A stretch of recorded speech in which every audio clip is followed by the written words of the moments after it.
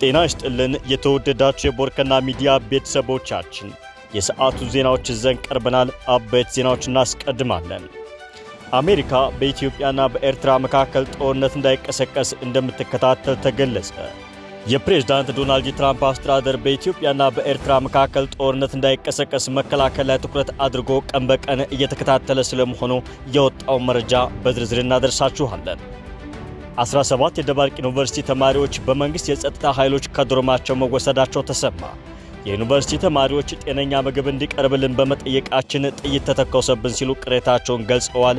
የተማሪዎቹን ቅሬታ በዜናችን አካትነዋል። ከ2000 በላይ ኢትዮጵያውያን ከሳውዲ አረቢያ ወደ ሀገራቸው ተመለሱ። በሳውዲ አረቢያ በአስቸጋሪ ሁኔታ ውስጥ የነበሩ 2611 ኢትዮጵያውያን ወደ ሀገራቸው መመለሳቸው ተገልጿል። ከውጭ ፕሬዝዳንት ዶናልድ ትራምፕ ዘለንስኪ የሰላም ስምምነቱን ለመፈረም ዝግጁ አይደሉም ሲሉ ወቀሱ። ትራምፕ የዩክሬን ፕሬዝዳንት ቮሎዲሚር ዘለንስኪ ንግግሮች እንዲቆሙ አድርጓል ሲሉ ተችተዋል። ከባህር ማዶ በዝርዝር የምንመለከተው የሰዓቱ መረጃችን ነው። እነዚህንና ዕለታዊ የምንዛሬ መረጃዎችን አካተናል። በቅድሚያ አሜሪካ በኢትዮጵያና በኤርትራ መካከል ጦርነት እንዳይቀሰቀስ እንደምትከታተል ተገለጸ። የፕሬዝዳንት ዶናልድ ትራምፕ አስተዳደር በኢትዮጵያና በኤርትራ መካከል ጦርነት እንዳይቀሰቀስ መከላከል ላይ ትኩረት አድርገው እንደሚሰራ አስታውቋል። አሜሪካ በኢትዮጵያና በኤርትራ መካከል አዲስ ግጭት እንዳይቀሰቀስ መከላከል ላይ እንደምትሰራ የትራምፕ አስተዳደር ይፋ ባደረገው የብሔራዊ ደህንነት ፖሊሲ አረጋግጧል። ሁለቱ ሀገራት ወደ ጦርነት እንዳይገቡ መከላከል ላይ እንደሚሰራ በብሔራዊ ደህንነት ፖሊሲው ይፋ ያደረገው የትራምፕ አስተዳደር ግጭት መቀነስ ላይ እንደሚሰራ አስታውቋል። የፕሬዝዳንት ትራምፕ አስተዳደር ጦርነትን ለመከላከል ግልጽ አቋም የያዘው በኢትዮጵያና በኤርትራ መካከል የጦርነቱ ጉዳይ ባየለበት ወቅት ነው። የኢትዮጵያና ኤርትራ ወደ ጦርነት መግባት ወትሮውንም ያልተረጋጋውን የሁለቱ ሀገራት ፖለቲካ ወደ ለየለት ቀውስ እንዳያስገባው ብዙዎች ስጋታቸውን እየገለጹ ቢሆንም ውጥረቱን ለማርገብ ደፍሮ ጣልቃ የገባ ኃይል ግን እስካሁን የለም። አሜሪካ የኢትዮጵያና የኤርትራን ጦርነት ማስቀረት የብሔራዊ ደህንነቷ ፖሊሲ ማድረጓን ተከትሎ የትራምፕ አስተዳደር ውጥረቱን ለማርገብ ጣልቃ እንደሚገባ ይጠበቃል። በየፊናቸው ወታደራዊ ዝግጅት እያደረጉ እንደሆነ የሚነገርላቸው ኢትዮጵያና ኤርትራ የአሜሪካን ጫና ተቋቁመው ወደ ጦርነት ይገባሉ ተብሎ አይጠበቅም። አሜሪካ በጠቅላይ ሚኒስትር አብይ አህመድ የቀረበላትን የአደራድሩን ጥያቄ መነሻ አድርጋ ሀገራቱ ልታደራድር የምትችልበት እድል እንዳለ ይነገራል። የአሜሪካ የውጭ ጉዳይ ሚኒስትር ማርክ ሩቢዮ ባለፈው ሳምንት በአፍሪካ ቀንድ ሰላምና መረጋጋት ላይ ከጠቅላይ ሚኒስትር አብይ አህመድ ጋር መምከራቸው ይታወሳል። ምንም እንኳን የትራምፕ አስተዳደር የቀጠናው ጦርነት ለመከላከል እንደሚሰራ በፖሊሲ ደረጃ ቢገልጽም ውጥረቱን ለማርገብ ያልዘገየ ተጨባጭ እርምጃ ካልወሰደ ጦርነቱ ሊቀሰቀስ እንደሚችል ስጋት አለ። የዶናልድ ትራምፕ አስተዳደር በብሔራዊ ደህንነት ፖሊሲው ከኢትዮ ኤርትራ በተጨማሪ በኢትዮጵያና በሶማሊያ መካከል ግጭት እንዳይቀሰቀስ እንደሚከላከልም አስታውቋል። በኢትዮጵያና በሶማሊያ መካከል የተፈጠረውን ውጥረት በአንካራ ዲክላሬሽን ለጊዜው የረገበ ቢሆንም ተጨባጭ መፍትሄ የተገኘለት አይደለም። ኢትዮጵያ ራሷ እንደ ሉዓላዊ ሀገር ከምትቆጥረው ራስ ገዟ ሶማሌላንድ ጋር የተፈራረመችውን የባህር በር ሊዝና የፖለቲካ እውቅና ስምምነት ሶማሊያ መቆጣቷ ይታወሳል። ሶማሌላንድን የግዛቱ አካል አድርጋ የምትመለከተው ሶማሊያ የኢትዮጵያን እርምጃ ሉዓላዊነት የሚዳፈር ነው በሚል ጦርነት እንደምታውጅ ስትገልጽ ቆይታለች። የትራምፕ አስተዳደር ይፋ ያደረገው የአሜሪካ ብሔራዊ የደህንነት ፖሊሲ አፍሪካን በተመለከተ የምትከተለው አቋም መለወጥ እንደሚኖርበት ምክረ ሀሳብ አቅርበዋል። አሜሪካ አፍሪካን በተመለከተ ስትከተለ የነበረውን እርዳታና ሊበራል ርዕዮተ ዓለም ማስፋፋት ላይ ያተኮረ ፖሊሲ በትራምፕ አስተዳደር አዋጭ አይደለም ተብሏል። የትራምፕ አስተዳደር አሜሪካ ብሔራዊ ጥቅሟን ለማስከበር በአፍሪካ ግጭትን መቀነስና የጋራ ጥቅም ያለው የንግድ ግንኙነትን ማጎልበት ላይ መስራት እንዳለባት አመላክቷል። አዲሱ ፖሊሲ የአሜሪካ ስልት ከእርዳታ ይልቅ የአፍሪካን የተትረፈረፈ የተፈጥሮ ሀብትና የተደበቀ እምቅ አቅም ለመጠቀም ወደሚያስችል የመዋዕለ ንዋይና የእድገት ግንኙነት መሸጋገር አለበት ብለዋል። 17 የደባርቅ ዩኒቨርሲቲ ተማሪዎች በመንግስት የጸጥታ ኃይሎች ከዶርማቸው መወሰዳቸው ተሰማ። የዩኒቨርሲቲ ተማሪዎች ጤነኛ ምግብ እንዲቀርብልን በመጠየቃችን ጥይት ተተኮሰብን ሲሉ ቅሬታቸውን ገልጸዋል። ከሳምንት በፊት የደባርቅ ዩኒቨርሲቲ ተማሪዎች የሚቀርበላቸው ምግብ እንዲስተካከል ሰላማዊ ሰልፍ በመውጣት ጠይቀዋል። በወቅቱ አመጽ ቀስቅሰዋል የተባሉ ተማሪዎች ሰሞኑን በጸጥታ አካላት በኃይል ከዶርማቸው መወሰዳቸውንና የተወሰኑት መባረራቸውን የዩኒቨርሲቲው ተማሪዎች ተናግረዋል። ቅዳሜ ማለትም ህዳር 27 2018 ዓ.ም ላይ 17 ተማሪዎች ከዶርማቸው ዩኒቨርሲቲው ባሰማራቸው የጸጥታ ኃይሎች እንደተወሰዱና እስካሁን ድረስ ያሉበት እንደማይታወቅ ተማሪዎቹ ገልጸዋል። ቅሬታቸውን የገለጹት ተማሪዎቹ የተባረሩትና ማስጠንቀቂያ የተሰጣቸውን ተማሪዎች ስም ዝርዝር የማስታወቂያ ሰሌዳ ላይ ሲጻፍ ማየታቸውን ተናግረው ውሳኔው እነሱንም ስጋት ውስጥ እንደከተታቸው አብራርተዋል። ተማሪዎች አክለውም ጤነኛ ምግብ እንዲቀርብልን በመጠየቃችን ጥይት ተተኮሰብን ሲሉ በሰላማዊ ሰልፍ ወቅት የደረሰባቸውን በማስታወስ እያማረሩ ሲሆን አሁን ደግሞ ተማሪዎች በጸጥታ ኃይሎች እንዲወሰዱ እየተደረገ መሆኑ ጉዳዩን ይበልጥ አሳሳቢ መሆኑን ገልጸው አስቸኳይ መፍትሄ እንዲሰጣቸው ጠይቀዋል። በጉዳዩ ዙሪያ ምላሽ የሰጠው የደባርቅ ዩኒቨርሲቲ ጥያቄ ያነሱ የዩኒቨርሲቲው ተማሪዎች በጸጥታ ኃይሎች ከዶርማቸው ተወስደዋል መባሉን የዩኒቨርሲቲው የሕዝብና ዓለም አቀፍ ግንኙነት ዳይሬክተር አቶ አምሳሉ ተበጃ አስተባብለዋል። ዶክተር አምሳሉ በዩኒቨርሲቲያችን ህገወጥ ሰልፍ በመሩና ባስተባበሩ የአካል ጉዳትና የንብረት ውድመት ባደረሱ ተማሪዎች ላይ ተገቢውን ማጣራት ተደርጎ የአካዳሚክ ዲሲፕሊን ቅጣት ተላልፏል ነው ያሉት። ከዚህ ውጭ በማህበራዊ ሚዲያ የሚሰራጨው መረጃ ፍጹም የተሳሳተ ነው፣ ዩኒቨርሲቲያችን ሰላማዊ የመማር ማስተማር ስራውን እንደቀጠለ ነው ሲሉ ቅሬታውን ውድቅ አድርገዋል። 17 ተማሪዎች በጸጥታ ኃይሎች ከዶርማቸው መወሰዳቸውን በተመለከተ በሰጡት ምላሽ 17 ተማሪዎች በጸጥታ ኃይሎች ከዶርማቸው ተወስደዋል የሚለው ፍጹም የተሳሳተ መረጃ ነው፣ የዲሲፕሊን ቅጣት አንቀበልም ያሉ 5 ተማሪዎች በፖሊስ እንዲወጡ አድርገናል ሲሉም ተናግረዋል። ተማሪዎቹ ምግብ ይስተካከልልን ብለው መብታቸውን መጠየቃቸውን በተመለከተም የዩኒቨርሲቲው የህዝብና ዓለም አቀፍ ግንኙነት ዳይሬክተሩ ጥያቄውን በሰላማዊ መንገድ ከመጠየቅ አልፈው በኃይልና በጉልበት ኮብልስቶን ድንጋይ በመወርወር ግጭት እንዲጀመር ያነሳሱ በሰላማዊ ነዋሪዎች፣ የምግብ ቤት ሰራተኞችና ካምፓስ ፖሊሶች ላይ ጥቃት ለመፈጸም ማምራታቸውን ሰልፉን ህገወጥ ያደርገዋል ሲሉ መልሰዋል። በዚህ ግጭት የአካል ጉዳት የደረሰባቸው 2 ተማሪዎችና በርካታ የጸጥታ አካላት ናቸው ያሉት ዳይሬክተሩ የወደመው ንብረት የዶርሚተሪና የመመገቢያ አዳራሽ መስታወት መሰበርና ጄኔሬተር የማቃጠል ሙከራ ናቸው ብለዋል። ዶክተር አምሳሉ አክለውም የዲሲፕሊን ቅጣትን በተመለከተ በአጠቃላይ ይህን ጥፋት የመሩና ያስተባበሩ በሚመለከተው የዩኒቨርሲቲው የስራ ክፍል የተረጋገጠ ሲሆን 5 ተማሪዎች ከትምህርት ገበታቸው ሲሰናበቱ 3 ተማሪዎች ለ1 ዓመት ከትምህርት ገበታቸው የተወገዱ ሲሆን 19 ተማሪዎች ደግሞ ከፍተኛ የጽሑፍ ማስጠንቀቂያ እንዲደርሳቸው ተደርጓል ሲሉ አብራርተዋል። ቅጣቱ በማህበራዊ ሚዲያ ከእውነት የራቁ የዩኒቨርሲቲውን ገጽታና የአካባቢውን ማህበረሰብ የማይወክሉ መረጃዎችን የሚያሰራጩ ተማሪዎችን ያካተተ ነው ሲሉም ገልጸዋል። ተማሪዎቹ ከሳምንት በፊት ምግብ ይስተካከልልን ብለው በሰላማዊ መንገድ ላቀረቡት ጥያቄ ዩኒቨርሲቲው በሚቻለው መጠን በምግብ በኩል የተነሱ ጥያቄዎች ከተማሪዎቹ ጋር በመወያየት ምላሽ እየሰጠ ይገኛል ሲሉ አብራርተዋል። ይሁን እንጂ ተማሪዎቹ ያቀረቡት ጥያቄ እንዳልተመለሰላቸውና በአንጻሩ ከዩኒቨርሲቲው አመራሮች ዛቻና ማስፈራሪያ እየደረሰባቸው እንደሆነ ነው የተናገሩት። የደባርቅ ዩኒቨርሲቲ ተማሪዎች ከሳምንት በፊት ባቀረቡት ጥያቄ መሰረት ከምግብ ጋር በተያያዘ ቅሬታ እንዳላቸውና ተገቢውን ምላሽ አላገኘንም በሚልም ሰላማዊ ሰልፍ ማድረጋቸውን ገልጸው ነበር። ሆኖም ተማሪዎቹ የሸሹ ጥይት እየተተኮሰባቸው የሚያሳይ ቪዲዮ ከስፍራው የወጣ ሲሆን በዚህም የጸጥታ አካላት ተማሪዎች ላይ ተኩሰዋል ተብሏል። 2 ተማሪዎች ሕይወታቸው እንዳለፈም ተማሪዎቹ ገልጸው ነበር።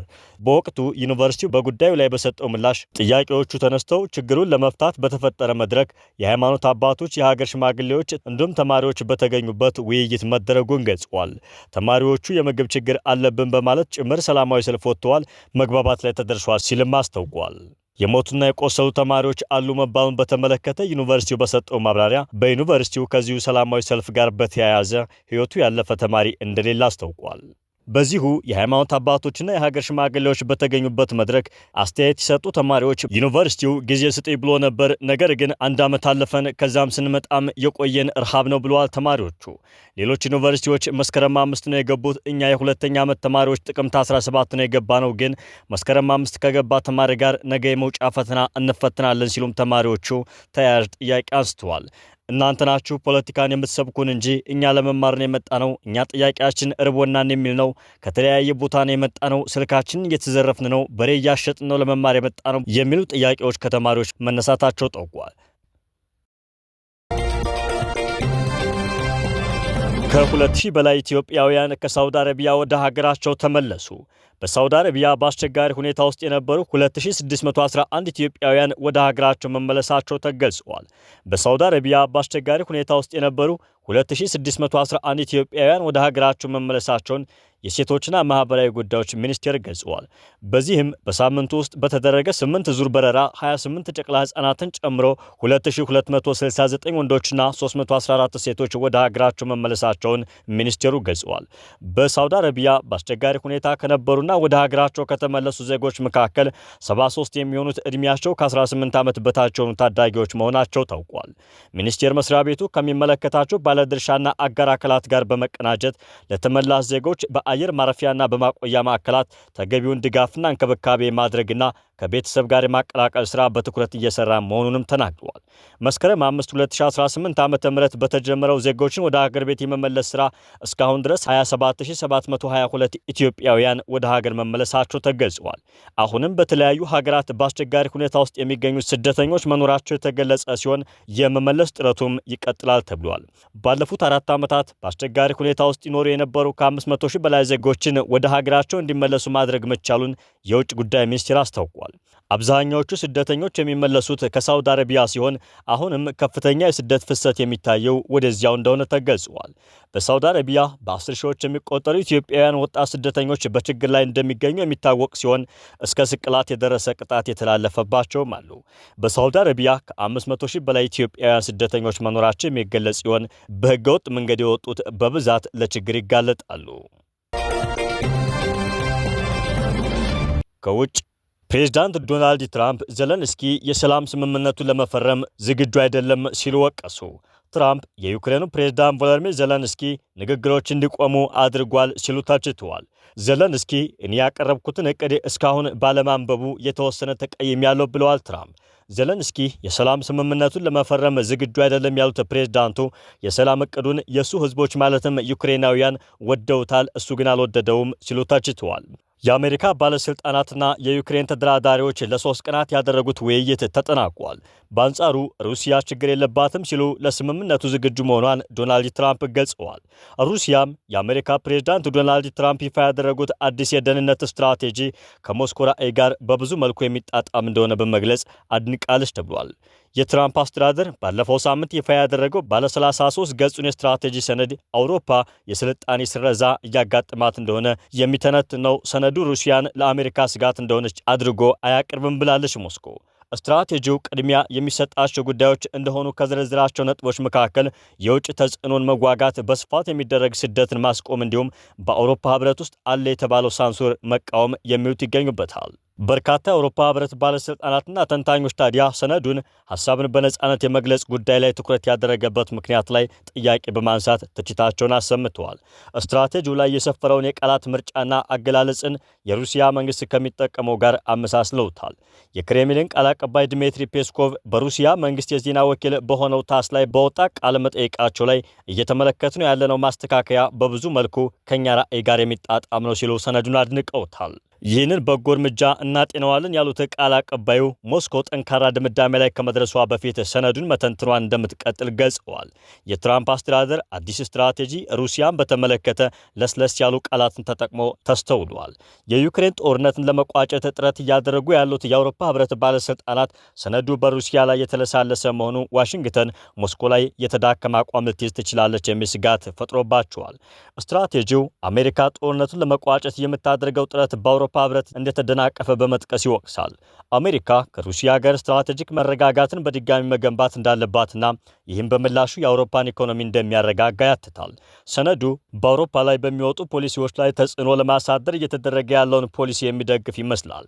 የአሜሪካ ፖሊሲ ከአውሮፓና የአውሮፓውያን ሀገራት ጋር እየተከተለች ያለውን አሁናዊ አካሄድ መቃወም ቅድሚያ ሊሰጠው የሚገባ ጉዳይ መሆኑን ያስረዳል። ምዕራባዊ ማንነት እንዲመለስ ጥሪውን የሚያቀርበው አዲሱ ስትራቴጂ በ20 ዓመት ውስጥ ወይም ከ20 ዓመት ባነሰ ጊዜ ውስጥ አውሮፓን መለየት የማይቻልባት ደረጃ ላይ እንደሚደርስ ያስጠነቅቃል። የአውሮፓ ስልጣኔ ላይ የተጋረጠው የመጥፋት አደጋ የኢኮኖሚያዊ ጉዳዮች ካስተካከሉ ችግር ይልቅ እውነተኛና ይበልጥ ግልጽ ሆኖ እንደሚታይም ያብራራል። አንዳንድ አውሮፓ ሀገራት አስተማማኝ አጋር ሆኖ ለመቆየት የሚያስችል ጠንካራ ኢኮኖሚና ወታደራዊ አቅም ያላቸው መሆን አለመሆናቸውን ግልጽ አይደለም ብለዋል። አሁን ደግሞ ዕለታዊ የምንዛሬ መረጃዎችን ከኢትዮጵያ ንግድ ባንክ ባገኘነው መረጃ መሰረት ወደ እናንተ እናደርሳለን። በዛሬው ዕለት ማለትም ዕለተ ሰኞ ህዳር 29 ቀን 2018 ዓ.ም አንድ አሜሪካ ዶላር በ151 ብር ከ60 ሳንቲም እየተገዛ በ154 ብር ከ64 ሳንቲም እየተሸጠ ይገኛል። አንድ ፓውንድ ስተርሊንግ 198 ብር ከ38 ሳንቲም እየተገዛ 202 ብር ከ35 ሳንቲም እየተሸጠ ነው። አንድ ዩሮ 176 ብር ከ50 ሳንቲም እየተገዛ 180 ብር ከ3 ሳንቲም እየተሸጠ ይገኛል። አንድ ስዊዝ ፍራንክ 184 ብር ከ98 ሳንቲም እየተገዛ እየተገዛ 188 ብር ከ68 ሳንቲም እየተሸጠ ይገኛል። አንድ የኩዌት ዲናር 484 ብር ከ60 ሳንቲም እየተገዛ 494 ብር ከ29 ሳንቲም እየተሸጠ ይገኛል። አንድ የቻይና ዩዋን 21 ብር ከ4 ሳንቲም እየተገዛ 21 ብር ከ46 ሳንቲም እየተሸጠ ነው። አንድ የተባበሩት አረብ ኤምሬት ዲርሃም 41 ብር ከ28 ሳንቲም እየተገዛ 42 ብር ከ10 ሳንቲም እየተሸጠ ነው። አንድ የሳውዲ ሪያል 40 ብር ከ40 ሳንቲም እየተገዛ 41 ብር ከ21 ሳንቲም እየተሸጠ ይገኛል። የተወደዳችሁ የቦርከና ሚዲያ ቤተሰቦቻችን የሰዓቱ ዜናዎች ቀደም ሲል የተከታተላችኋቸውን ይመስሉ ነበር። ጤና ይስጥ